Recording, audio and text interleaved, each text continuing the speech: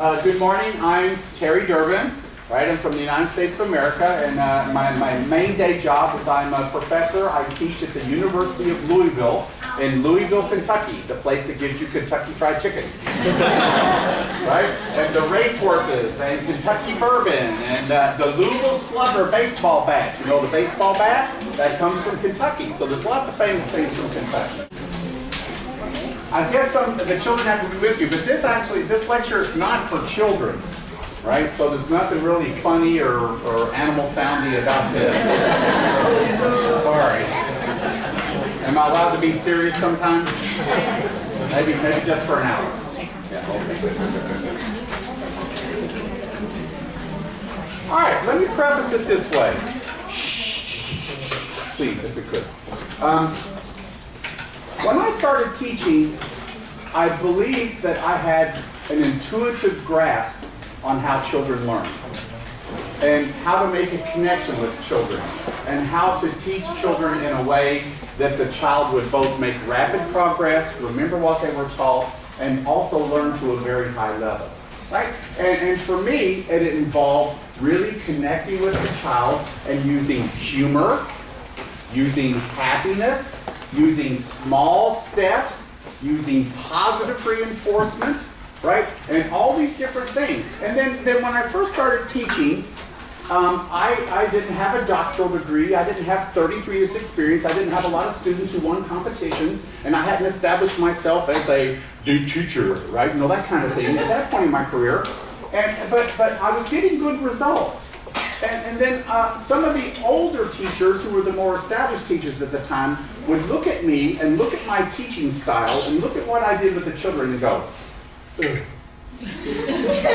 He's just playing with the children. The children aren't really learning because the children are having too much fun. And the children are not concentrating. And the children aren't focusing. And the children aren't serious. If there aren't a few tears, they're not learning. And so I was always known as the entertainer, the one who always says, ah, and then everybody else was the serious teacher where the children really, really learned, right? And then so I decided, well, I really, really, really care about the art of teaching. I really care. I want to know, it's just like Einstein wants to know about how E equals mc squared and how the universe works. I want to know how we learn and how we can reach our potential as human beings so we can make a better world, a more peaceful world, and have people simply have the intelligence to get along with each other without killing each other. Right? So there's kind of my goal in life. So I said, about 4 or 5 years ago, I really got into neuroscience, which is the study of how the brain works, how things get into the brain, how the brain makes connections, how nominalization happens in the brain, and how we become a coordinated, complex adult, and how we actually learn. And I told myself, I said, if as a result of this new modern research, it says, if this new modern research tells me that you have to be serious, that you have to slap the children, that you have to beat the children, that you have to tell them, be serious, concentrate, focus, right? If the research actually bears this out, that manner of teaching gets higher, better, more consistent results, I will be willing to change the way that I teach because I care about the children. Does anybody see me teach this week? Guess what? Neuroscientific studies and neuroscientific evidence are really, really, really starting to teach us what it really, really means to learn and how to learn in a very quick, effective process. Now, about 60 years ago, there was another person who was somewhat revolutionary in the way he taught. His name was Dr. Suzuki, right? And he came up with all these principles. He wanted every child to reach the highest level of potential that the human brain can reach. Do we really know how much we can really learn yet? I don't think we do. I think we're just scratching the surface on how to really, really utilize our brains to their fullest extent. But Dr. Suzuki came up with some principles. Begin early when the child is very, very small, right? Move in small steps. Be positive. Create motivation. And guess what? All the neuroscientific studies that have come out in the last 10 to 15 years, every single one of them, I sit around and read these neuroscientific studies. I've got them all on my computer at home. I'll be glad to send them to you. No. Trust me, you don't want to read them all. Right? They're hard to get through. Right? But I have yet to find a neuroscientific study that does not reinforce the ideas of the Suzuki method, the basic tenets and basic philosophies of the Suzuki method.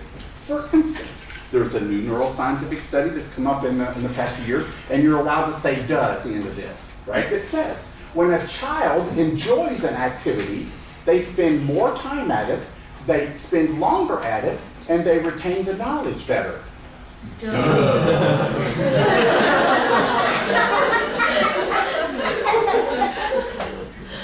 Doesn't it just make sense? But here's what it is. Dr. Suzuki actually wrote about this 60 years ago. And he had a fantastic article, and I'll kind of paraphrase it, what he said. I can't have it memorized in my brain completely. He said, the parents think the group lesson is not important and just for fun. They think that the serious private lesson is where everything does. And they want to pay for the private lesson, but they do not care or do not want to pay for the group lesson with the child. Dr. Suzuki says the real art of the Suzuki violin is that the children learn when they are happy, and they learn from each other in the group setting, and they learn when they're in a graded environment where there's some children who are less advanced than them and some children more advanced than them, so they accept themselves where they are, they see where they're going, they learn from each other. And he says that is the true art of teaching.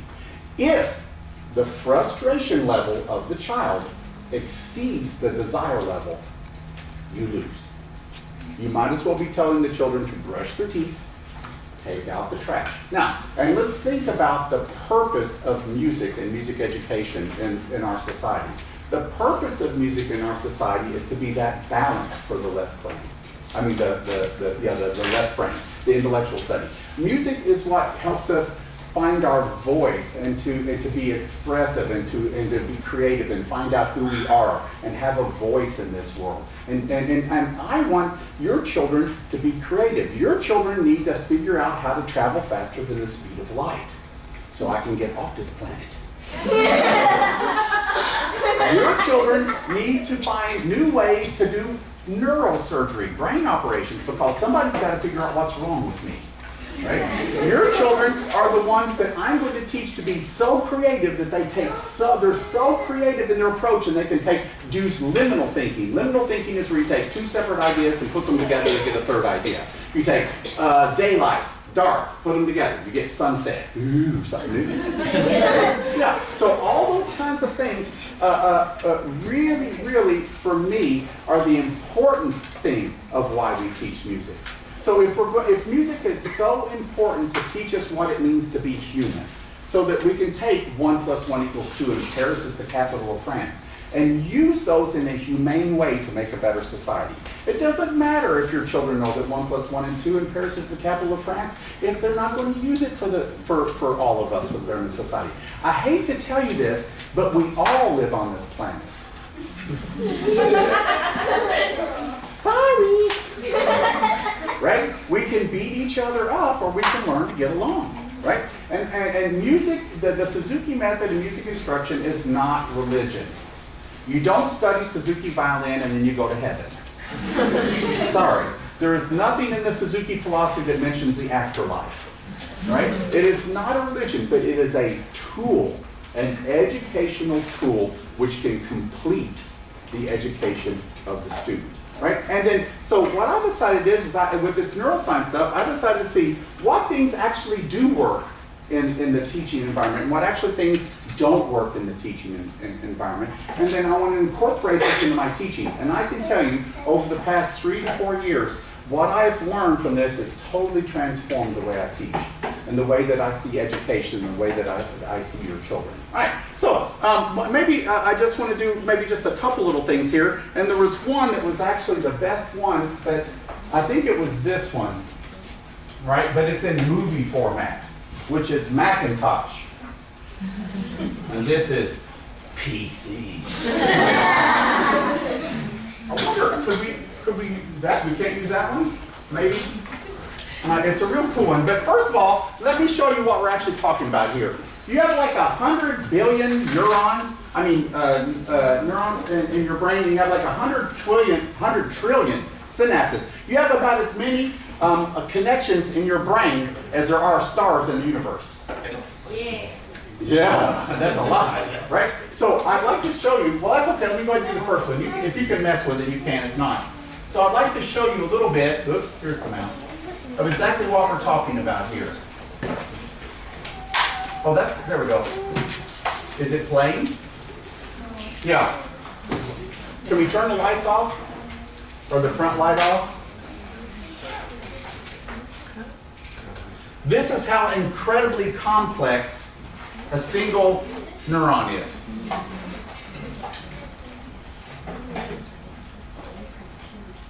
That's at the end of the thing. That's what fires the connection that makes the connections in the brain. Like I say, stand up, and your brain goes, and you go, a bunch of these fire. But look at all the different components. And this is like itsy bitsy teeny tiny polka dot bikini in size. It's incredibly complex. It's amazing. I mean, look at all that stuff that goes into one little neuron.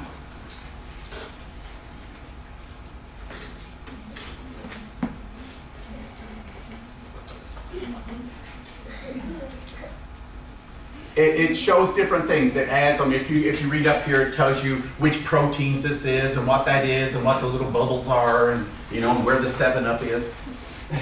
There we go. And you have 100 trillion of those. Now it's zooming into the inside. Don't say ooh.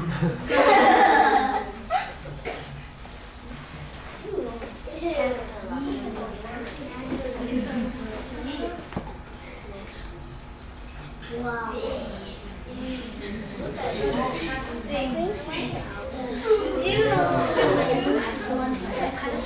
Just think of it as candy.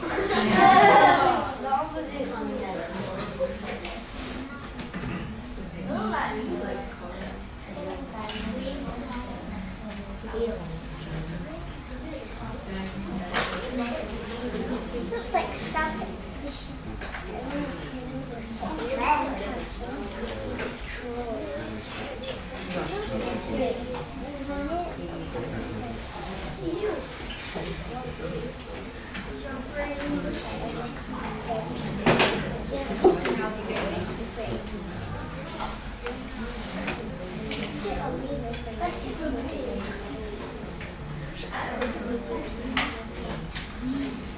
Okay, good.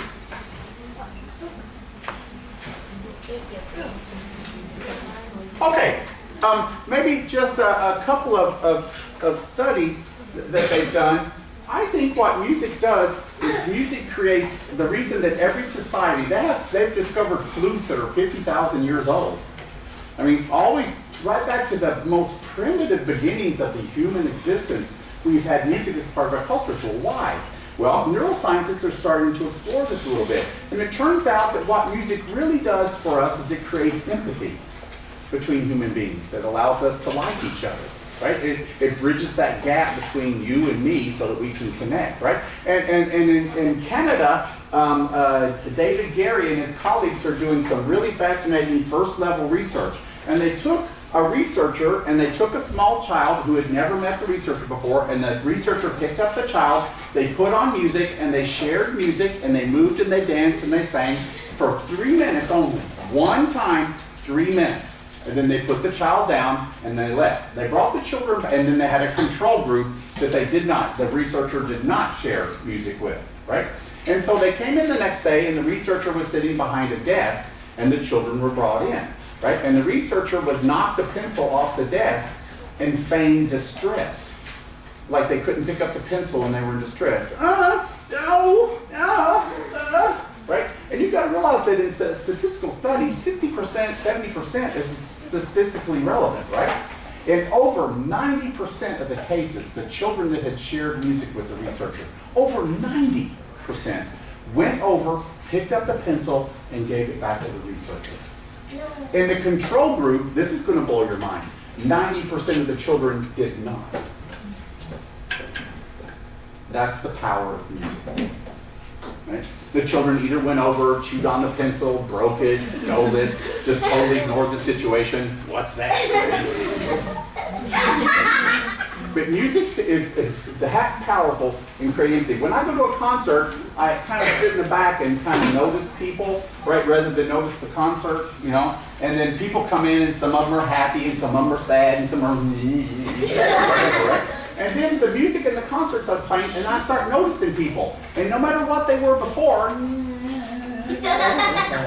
by the time at the end of the concert, everybody's sharing a common community feeling of the music, right? And so that's why, you know, I kind of find it hard to have violin competitions, right? Because you see, in music, what it is, it's about personal expression. So 1 + 1 does not equal 2.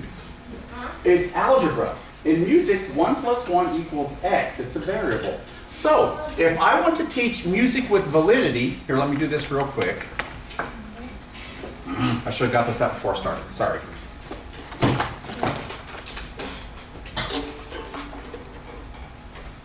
Neuroscience teaches us that correlation, that making connections is more important than one factual information, right? So, if you use what's known as parameter teaching, right, with your child, right, or as a teacher, right, and you say, put your bow here, move your bow for 2.7 inches at 3.7 centimeters per hour, and you would increase it the logarithm of 2 over x, right, until you get to within 32% of the end of the bow, and then you're going to make a slight diminishing go of 3%, and then go what?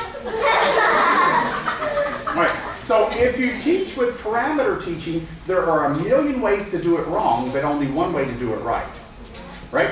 What we've discovered is Malcolm Gladwell started all this a while back. Have anybody heard the 10,000 hour rule? And he did it in Outliers. He said it's 10,000 hours to master something. Like 10,000 hours to master chess or swimming or violin. Well, neuroscience has picked up on that and actually followed through on what he said. And we discovered that he's partially right, but he's mostly wrong. Right? It doesn't take 10,000 hours to do something. It only takes like one lesson. No. They were going, really? No.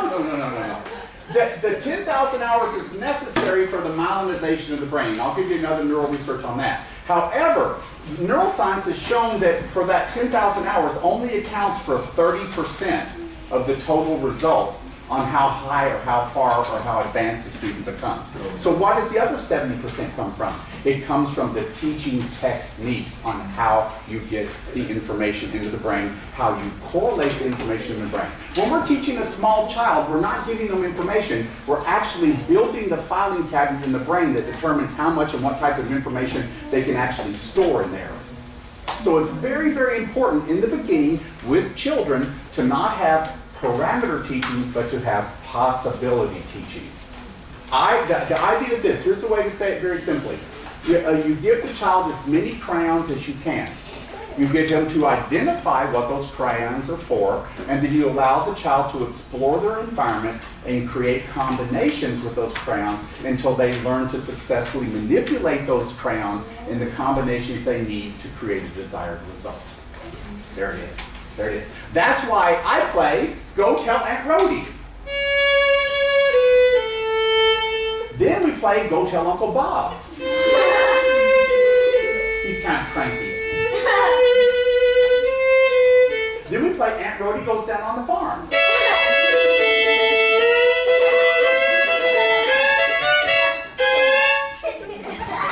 Then we play Aunt Rhody Goes to Egypt.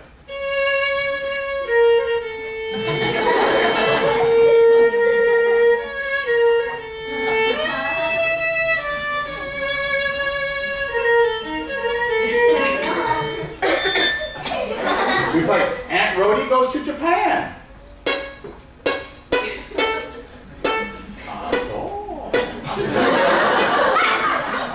Aunt Rhody Goes to Germany. Hey.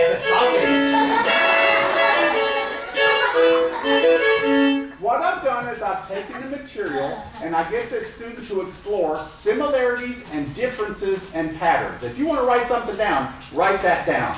There, that sums it up right there, a lot of what the neural research says. We are to discover similarities and differences and patterns. Neil deGrasse Tyson in the series Cosmos, did anybody see that series? There is one entire episode that has to do with the fact that human beings are very, very, very good at distinguishing patterns, similar differences. Remember this guy named Edmund Halley, who looked at old historical records about when this evil comet thing came through the sky. And he was able to put it together, and through mathematics and discerning fine similarities and differences, he was able to predict the period of that comet and said the comet's going to come back in 87 years on blah, blah, blah, on this date, at this time, in this part of the sky. And all of his colleagues went, and said, "You're crazy. How do you do that?"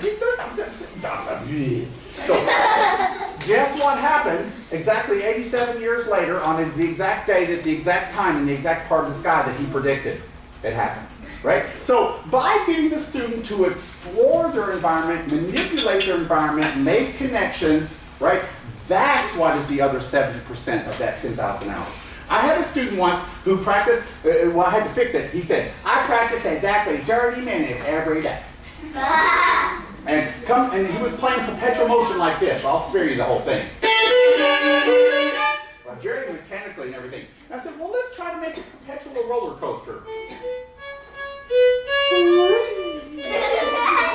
Right? And I got him to do some dynamics and play with a more sensitive touch. And he came back the next week and I said, "Play me perpetual motion." And he went. I said, "Well, tell me about this 30 minutes of practice that you do every day." And he goes, "Well, there's a clock in our room, and when that second hand gets to 12, he starts moving his bow. And he keeps the bow moving for exactly 30 minutes, and when the second hand gets to 12 again, I die." That is mindless repetition. If you do that for 10,000 hours, you will develop some sense of ease with the instrument, but you will not achieve the highest level. What do you call someone who can take any piece of music and play it in any possible way, with any possible expression, with any possible technique, in any possible key or environment? Here, I've got a word for you. Good. Now, so the idea is that from the beginning, right, the best way to teach children is to teach them the possibility-oriented way. Now, along with that comes the positiveness and the happiness. So what I like to do, we'll go through a little bit, then after that we'll go through some of these. These are fascinating. I wish I could play the sound bite for you. Rats, maybe it's on there later. We think, let me preface it this way. We think that our eyes and our ears and our senses take in information in just a pure, unadulterated way. Right? Right? No. Your brain tries to find patterns even if they're not there. And I will prove this to you in just a minute with some of these examples. What we do is when we see something, you have a hole in your eyeball where you see a spot? If you just saw everything objectively, you'd be walking around seeing a spot in your eyeball all day in front of you. Right? What your brain does is it takes what you see and then puts it with what you know and then presents it to you in a way that you can understand it. That's why we can always be freaked out when we see an alien. Never seen that before, right? Yeah. So it's a combination of what we know with what we see, and then we put it together, right? So the idea is to have a lot of things in there that you know. Right? Music education is about making connections. Right? About making connections between things, right? Okay, well let's do a couple of them. Now, the one that I wanted to do, which was great, this lady this neuroscientist did this research project out on the street with just random people who walked by. They took a computer program that took an audio clip of just someone speaking, and then they digitized it and computerized it and made it into gibberish. And it sounds something like this. I wish it would play, but anyway. No, because it's one of the coolest ones. And it kind of goes like this. And then they played it several times for the people on the street. Right? And then they would say, "What does that mean?" And they said, "It doesn't mean anything. It's just gibberish." And then what they did is they had someone say the statement so that they could understand it. The next station is something something station, right? And then they played the gibberish back and it came out. The next station is the something something station. And every single person, once they were given the information, they were able to make what? The connection. Yeah. Do you get the idea? Yes, music, and you can. Once you learn something, you can't unlearn it. That's spooky. That's a little spooky. Yes. Once you learn to see something, once you learn to experience something, you can't undo it. Once you learn the beautiful turn of a phrase and you're sensitive enough to hear that beautiful turn of a phrase by exploring and using different crayons and exploring the possibilities of violin playing, you can always recreate that and remember what it was and draw that back in and then reinforce that to make that better. Now, the last one I'll show you before we go, tell you about before the thing. They took a professional violinist, and do you know about fMRI and DOT and all those scans and everything? The fMRI scan takes an actual scan of the regions of the brain that are active. First thing you have to know is that music is very, very good for your children. When your children play the violin, their brains light up like a Christmas tree. About 90% of the regions of the brain are active at any time, one time when you're playing the violin. Now, it's a myth. What? Was it the one which he did a brain scan while playing? Oh yeah, I'll do that. Yeah. They took a child playing Vivaldi Concerto in A minor, da da da da da da, diggy da, and then they took a professional playing Vivaldi Concerto in A minor, da da da da da da, diggy da, and they did the fMRI scan. Well, what they discovered is that when the amateur was playing the violin, the motor skill region of the brain was just firing off the charts. Because to a child who hadn't done enough repetitions yet, right, it was very hard to just do the motions. So that was going on. And the audio part of the brain and the creative part of the brain actually shut down. Children, when they sight read music, you notice they start playing out of tune? They go. Now we're going to sight read.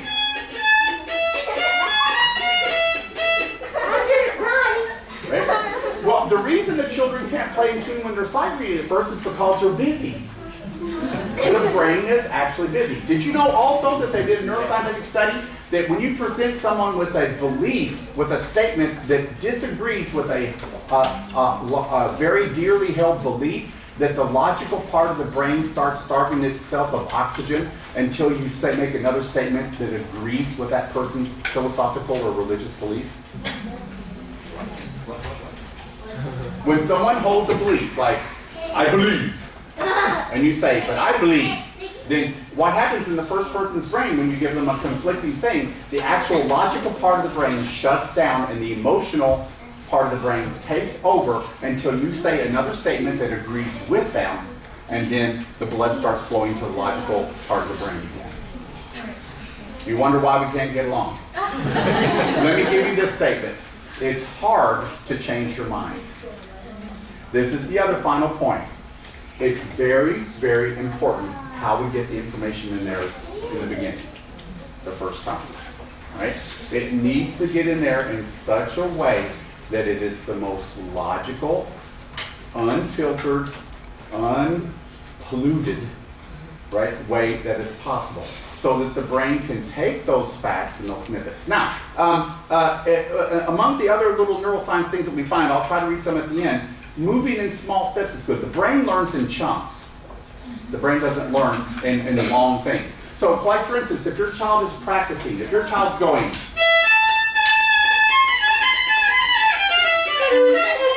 you're not practicing. If you hear this,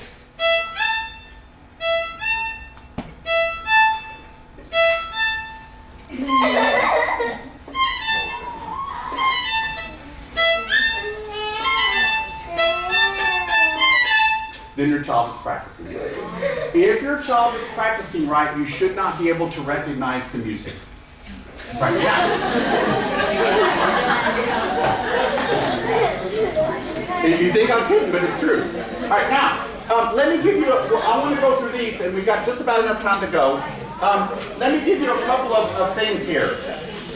The main books that you can read on this, there's one book that really, really sums up in layman's terms all the research that's being done in neuroscience currently, right? And the name of that book is called The Talent Code. Talent Code, C-O-D-E, by Daniel Coyle, C-O-Y-L-E. Get it, read it, understand it. You'll be a better parent for your child, and you'll have better practice sessions. It'll make your student go faster, further, easier, better. Right? Okay, the second one is also by Daniel Coyle. A couple of years later, he followed up on that with a book that's called The Little Book of Talent.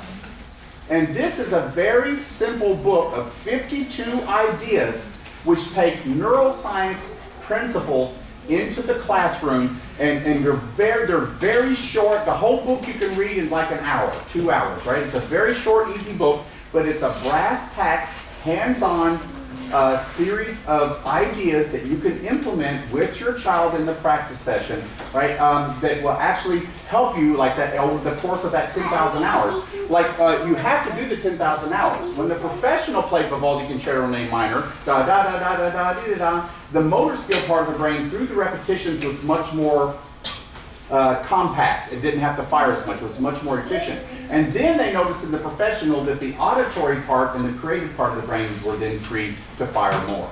Right? So that's the idea. So what this will do is, remember, if you do the 10,000 hours, that only counts for 30% of how far your child can go. You can put in the hours, but if it's mindless stuff like that kid who practiced for 30 minutes exactly, you're not going to get very far. Right? It's really, really how you correlate the material. Another idea, one of the ones from that book, is interleaved practice.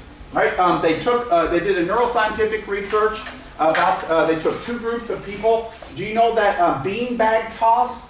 Do you know that? You've got the thing and it's got a hole and you have to throw it in there. You know about beanbag toss. Good. We have that in America. I didn't know if you had it here or not. And they took one group and they had them always practice from exactly 3 meters away. What's that, about 9 feet or so, whatever. And they practiced for 30 minutes to an hour a day, always at 3 meters. Then they took another group of people and they had them practice at 1 meter, and then sometimes at 2 meters, and sometimes at 4 meters, sometimes from the side, sometimes with the left hand, sometimes with the right hand. And then they brought them together at the end of a month of practice and they had a competition. Guess who won the competition by a landslide?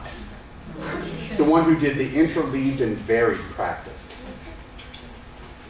Go tell Aunt Rhody. Go tell Uncle Bob. Aunt Rhody down on the farm. Aunt Rhody goes to Egypt. Oh, even another one. Aunt Rhody in Antarctica.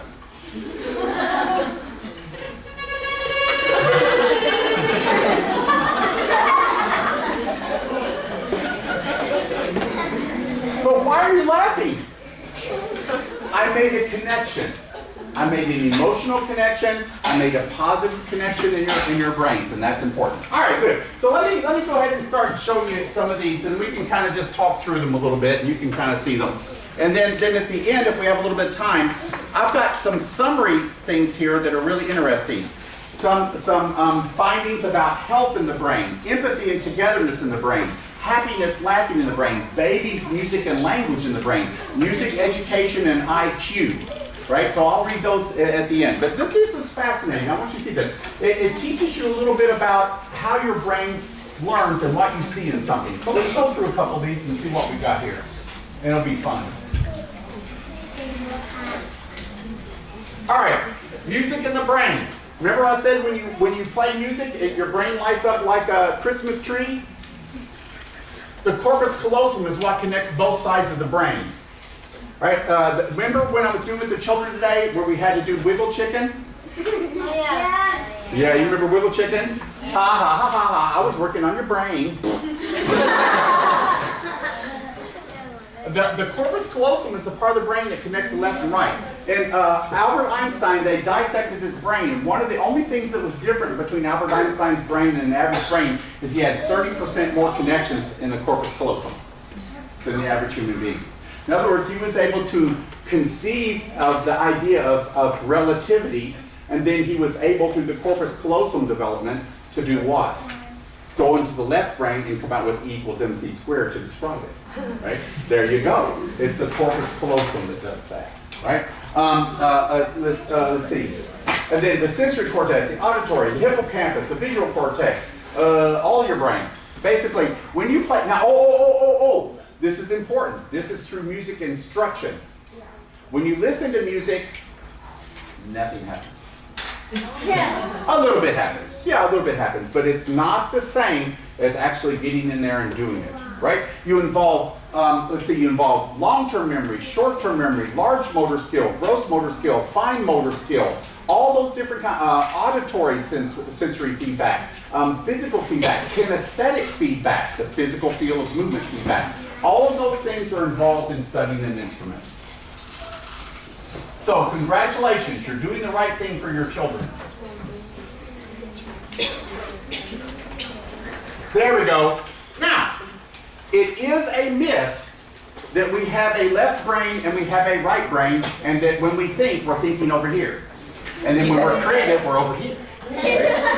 Your brain is so complex that many things fire all the time in different regions of the brain. However, there are regions of the brain where things happen a little bit more consistently and are located more consistently than other parts of the brain. So get rid of that left brain, right brain stuff. It's a myth, right? But here's basically what the left frontal lobe, the left brain, reading, writing, math, verbal thoughts, memory, temporal sequencing, linguistic consciousness, the limbic system, right? The amygdala, that's a cool part of your brain. The amygdala. You think that sounds cool. That's the emotional part of your brain, right? Visual memory, awareness, visual spacing, all that kind of stuff. So there's just kind of a little picture of where the basic regions of the brain are. But and the fact that when they say we don't use 10% of our brain, that's a myth also. Only 10% of the brain can be actively fired at any one time, like when you're on the couch watching TV. Not much is going on in your brain, right? So use less of the regions actively in your brain in combination with each other. But the fact we use all of our brain pretty much all the time at different times, right? So that's what we mean. We mean the percentage of the brain that's actively firing at any one time.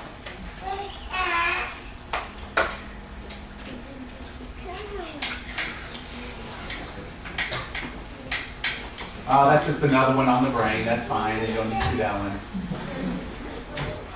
There we go. This shows you how your brain presents you information based on what you already know. You know that this is a tic-tac-toe board, and that it's or a chessboard. Light, dark, light, dark, light, dark. Yes, it is a chessboard. Can you turn off the light real quick? Please look at square A and square B. Square A is a dark circle, a dark square, correct? Yes. Square B is a light circle, correct? Yes. Incorrect. Both of those squares are exactly the same color. Huh? Wow. Let me prove it to you with the next one.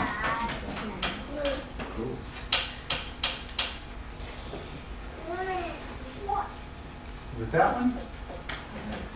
Oops, no, that's not it. I don't know, maybe I didn't put it on there. Oh, wow.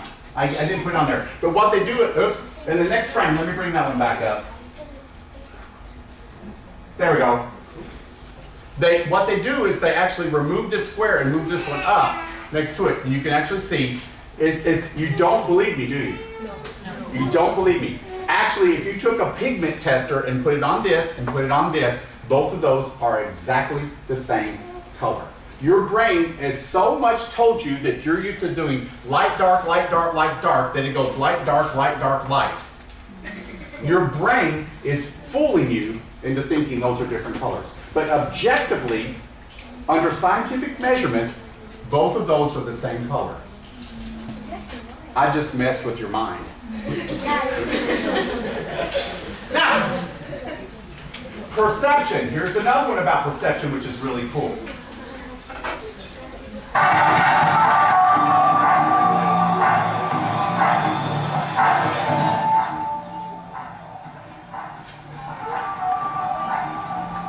Just drawing some crazy lines, right?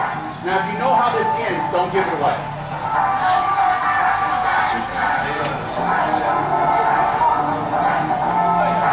Just splattering some paint on there.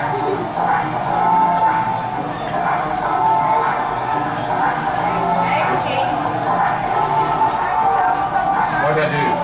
There it goes.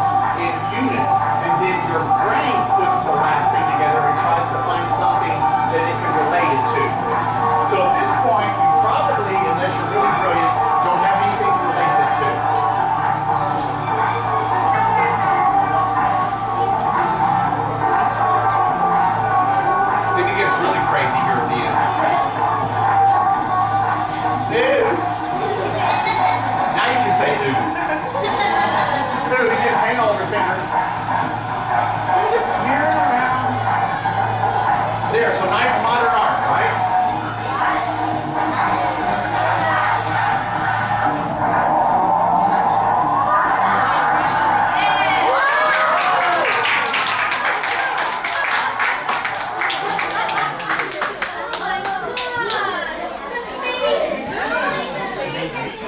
Wasn't that amazing?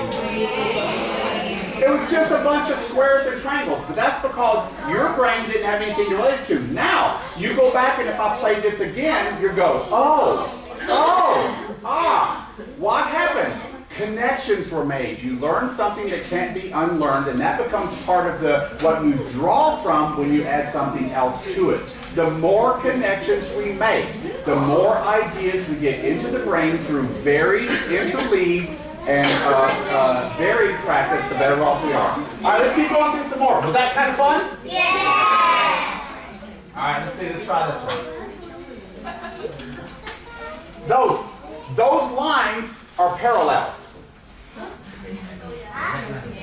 You do not believe me, do you? Yes, I do. They're obviously curved. What's happening in this optical illusion is that you see, please, can we have the children be quiet? Parents, could you get the children to be quiet? Thank you. Right. We see that we have a perspective here. It's like you're going off into the distance. So what you're doing is you're actually seeing movement in your brain. And since you see movement in the brain, as you go through something, you'll go around them. And therefore, these are expanding your brain to create the proper perspective of movement.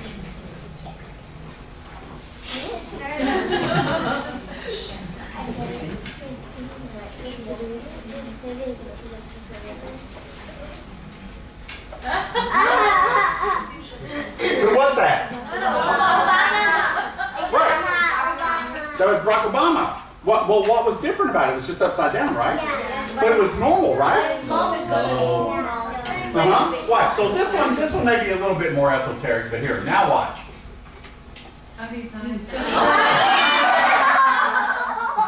That's what was upside down before. But when it was upside down before, many of you immediately you looked at the chunks. You saw the eyes, you saw the nose, you saw the mouth, and then you didn't transpose them. You just saw it in chunks and go, well, that's President Obama, right? It's not until you turn it over that you realize that both the eyes and the mouth have been inverted. Ooh. Now you can say ooh.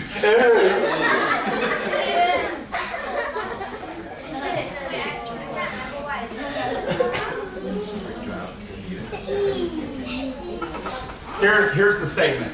You can see the proof in an MRI scan of someone presented with a political opinion that conflicts with her own. The brain scans of the person show statements that oppose their political stance, show that the highest areas of the cortex, the portions responsible for providing rational thought, gets less blood until another statement is presented that confirms the belief.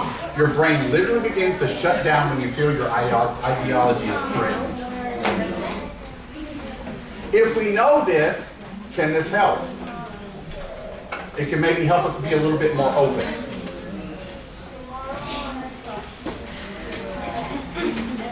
All right, let's watch a couple more. Let's do this one. Let's do this one.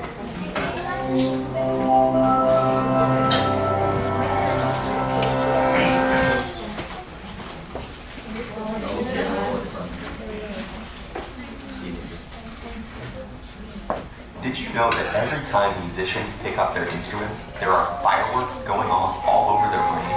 On the outside, they may look calm and focused, reading the music and making the precise and practiced movements required. But inside their brains, there's a party going on. How do we know this? Well, in the last few decades, neuroscientists have made enormous breakthroughs in understanding how our brains work by monitoring them in real time with instruments like fMRI and PET scanners. When people are hooked up to these machines, tasks such as reading or doing math problems each have corresponding areas of the brain where activity can be observed. But when researchers got the participants to listen to music, they saw fireworks. Multiple areas of their brains were lighting up at once as they processed the sound, took it apart to understand elements like melody and rhythm, and then put it all back together into unified musical experience. And our brains do all this work in the split second between when we first hear the music and when our foot starts to tap along. But when scientists turn from observing the brains of music listeners to those of musicians, the little backyard fireworks became a jubilee. It turns out that while listening to music engages the brain in some pretty interesting activities, playing music is the brain's equivalent of a full-body workout. The neuroscientists saw multiple areas of the brain light up, simultaneously processing different information in intricate, interrelated, and astonishingly fast sequences. But what is it about making music that sets the brain alight? The research is still fairly new, but neuroscientists have a pretty good idea. Playing a musical instrument engages practically every area of the brain at once, especially the visual, auditory, and motor cortices. And as with any other workout, disciplined, structured practice in playing music strengthens those brain functions, allowing us to apply that strength to other activities. The most obvious difference between listening to music and playing it is that the latter requires fine motor skills, which are controlled in both hemispheres of the brain. It also combines the linguistic and mathematical precision in which the left hemisphere is more involved, with the novel and creative content that the right excels in.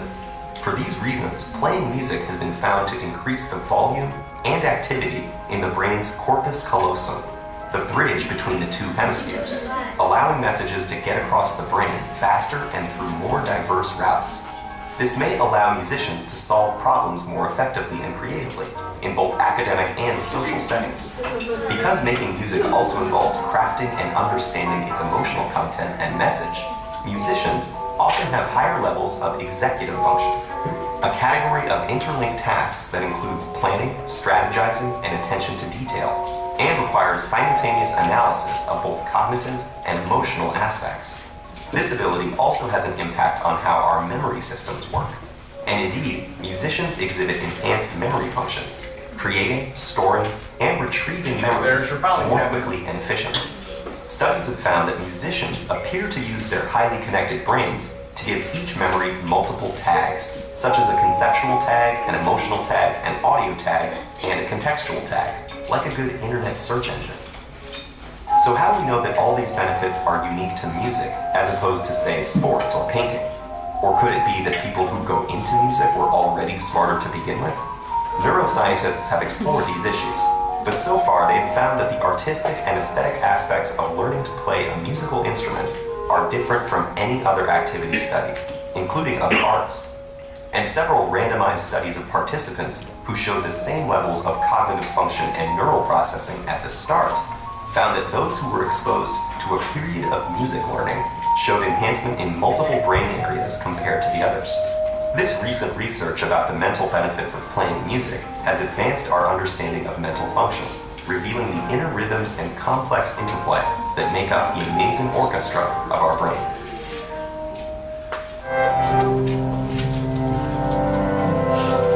Okay, in this 1 hour lecture, if we get the lights up, I haven't even scratched the surface. I'm not a primary researcher. I don't attach electrodes to people's heads. What I do is I take the results of the fMR and apply it to musical pedagogy and instruction and how children learn, right? So let me finish up by reading you just a couple of these ideas that are some kind of summary things from some of them. Health in the brain. Listening to music helps boost your immune system. Smiling naturally lifts the muscles in the face and slows down the rate at which we age. Stress contributes to 50% of all illness in the United States. Your subconscious mind is 30,000 times more powerful than your conscious mind. Dreams help us learn. They improve learning mental skills and help us organize the information we think about. When I have a student who gets in the lesson and starts to kind of go off, what's your first inclination? Right? No, but the student is making connections. They're making those connections in their brain. And so in the lesson, I have learned as a result of this study to leave the student alone and let them do that. And then once they're there, it takes a couple of minutes and they go, and then I say, welcome back. All right. All types of singing have positive psychological effects. Singing releases endorphins, making you feel good. Music has the ability to repair brain damage as well as return lost memories. Forgiveness actually has health benefits. It can reduce the risk of heart attacks and slow the spread of cancer. You want to live healthily? Forgive someone, right? This is bad for us older people. After age 30, the brain loses 50,000 neurons a day, shrinking by 0.25% a year. Studies show that sugar does not cause hyperactivity in children. Daily candy and junk intake in children has been linked to violence. There we go. Increase the tofu. Right? Empathy. Remember we said music is about empathy. As time goes by, humans are becoming less and less empathetic. Today, we care about others 40% less than people in the 1980s did. People who move together will automatically strengthen their bond with each other. That's what that Canadian research study showed. The brain waves of two musicians synchronize when they're performing a duet. The human brain is wired to connect with others so strongly that it experiences what they experience as if it's happening to us, because the same regions of the brain fire in you that are firing in your friends, right? Let's see. Happiness. Does anybody think that I like teaching with joy? Okay. Well, I'm coming after you. All right. So maybe 1 minute. Let me read the ones on happiness and we'll stop there. Just based on the little bit that I've learned over the past 5 years of studying this, I was able to teach a 10-hour course to teachers over the course of a week. And we barely scratched the surface of what we could do. You could spend a whole week just presenting a course on the Daniel Coyle books. You could spend a whole a week course on just looking at neuroscience itself and how the brain works. You could spend a whole week learning how to just apply the ideas and finding and discerning ways of teaching from that, right? So if I could leave you with one thing before I just read these last 4 or 5 is, please, please, please, think about exploring these ideas and changing the way that you feel about education and how we should teach our children. You should not scream at your children. You should not be mad at your children. You should let your children daydream. You should try to be happy when you teach your children. You should not beat your children and throw them out the window. I'm sorry. I hate to tell you this.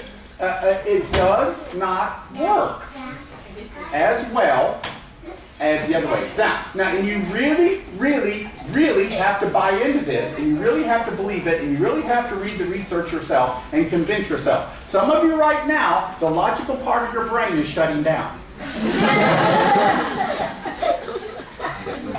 Happiness and laughter.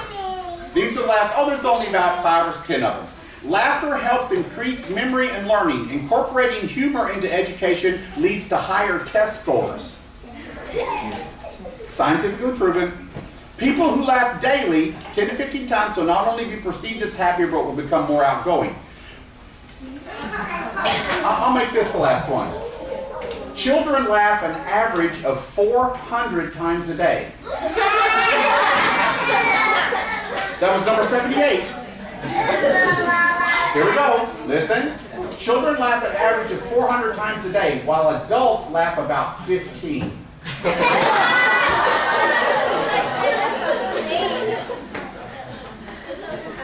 Happiness is contagious. Laughter serves a social purpose. Humor and laughter are two of the fastest ways to get rid of stress and pain. Let's see. Laughing lowers stress hormones. Forgiveness is the #1 trait linked to happiness. People who regularly help others are significantly happier.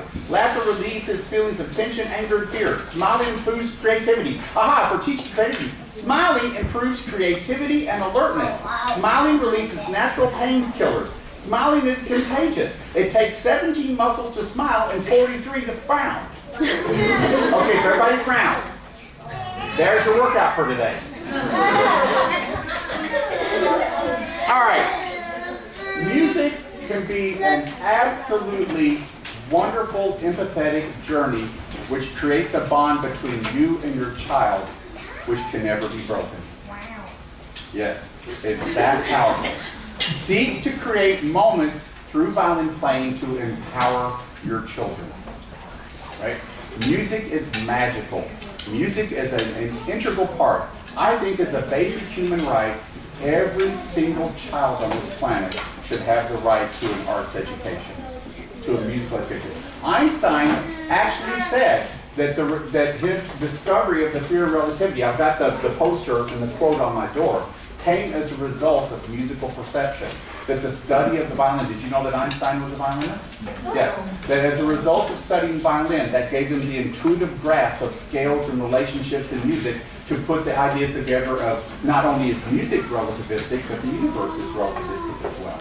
Right? I wish you an absolutely wonderful, positive, happy, joyful educational experience and what music can add to your child's education. Thank you very much.